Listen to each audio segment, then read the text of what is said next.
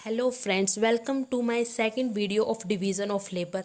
आज हम इसमें पढ़ेंगे division of labour is a social fact. ठीक है ना। इससे पहले हम ज़रा पिछला रिवाइज कर लेते हैं जल्दी से कि हमने पीछे क्या क्या पढ़ा था डिवीज़न ऑफ लेबर में।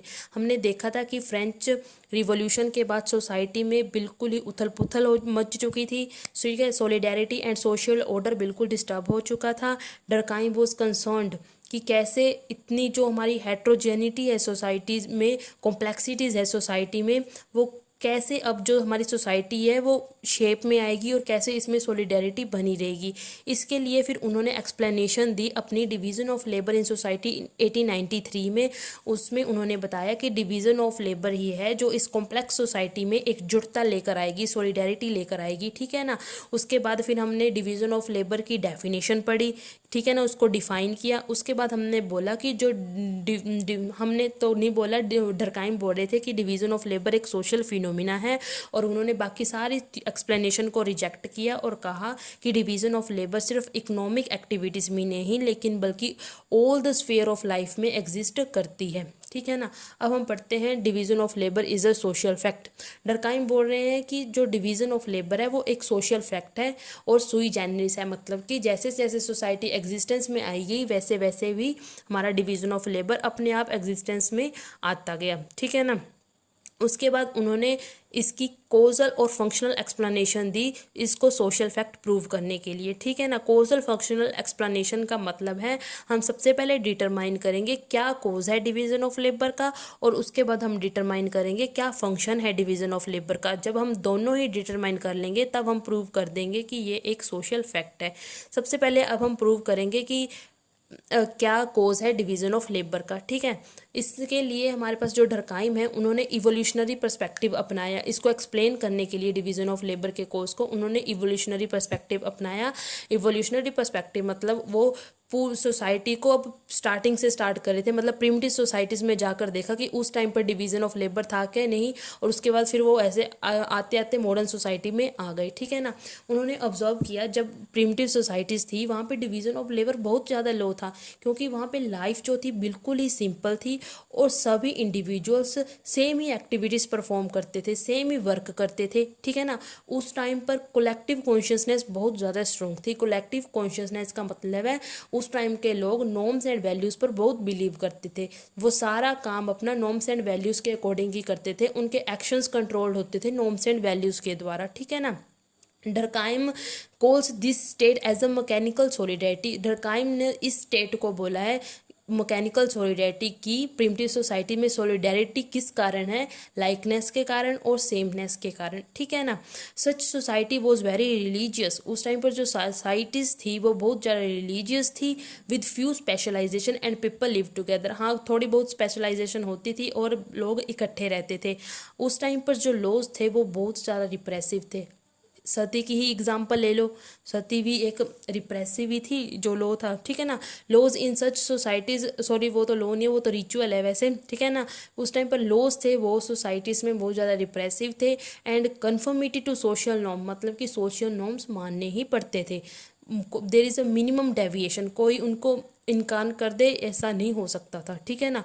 हाँ, और मटेरियल डेंसिटी इज़ लो थी उस टाइम पर। मटेरियल डेंसिटी का मतलब है उस टाइम पर पॉपुलेशन बिल्कुल कम थी।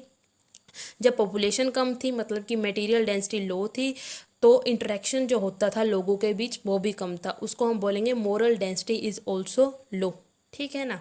उसके बाद ये हुआ हमारे पास प्रिमिटिव सोसाइटी का एक ओवरऑल ब्यौरा। ठीक है, कि कैसे प्रिमिटिव सोसाइटी थी, कैसे डिवीज़न ऑफ लेबर कम था, कलेक्टिव कॉन्शियसनेस स्ट्रॉन्ग थी। इसको मैकेनिकल सॉलिडेरिटी बोला गया कि वहाँ पे एकजुटता थी लाइकनेस और सेमनेस के कारण। ठीक है ना। सोशल नॉर्म्स मानने पड़ते थे, लॉज रिप्रेसिव थे और मिनिमम डेविएशन थी।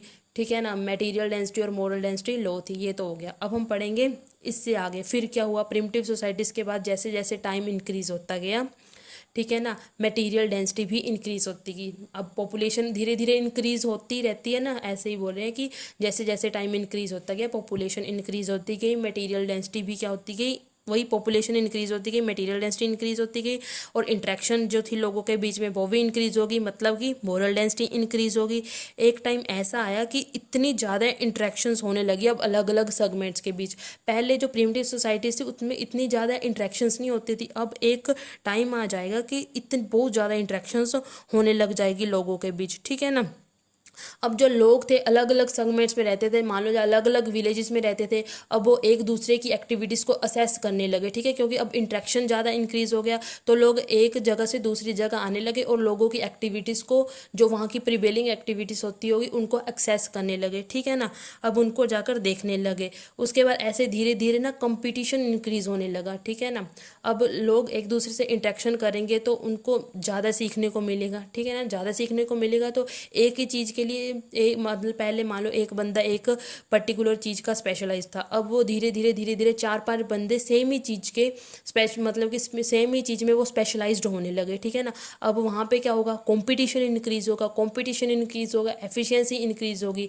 एक बात ये है कि इसमें एक फ़ायदा, एक अच्छी बात यह है कि जो फिटेस्ट वन होगा वही सर्वाइव कर पाएगा, और जो दूसरा होगा जो उस पर्टिकुलर ऑक्यूपेशन में फिटेस्ट नहीं होगा वो कोई दूसरी ऑक्यूपेशन के लिए चला जाएगा, ठीक है ना। मतलब कि स्पेशलाइजेशन इंक्रीज होने के कारण, स्पेशलाइजेशन हुई, कंपटीशन इंक्रीज हुआ, ऑक्यूपेशनल डिफरेंशिएशन भी होने लगे, फिटेस्ट वन सर्वाइव करेगा, दूसरा अलग ऑक्यूपेशन ले लेगा। इस तरह हमारे पास ऑक्यूपेशन डिफरेंशिएशन हो जाएगा, मतलब अलग अलग ऑक्यूपेशन होने लगेगा।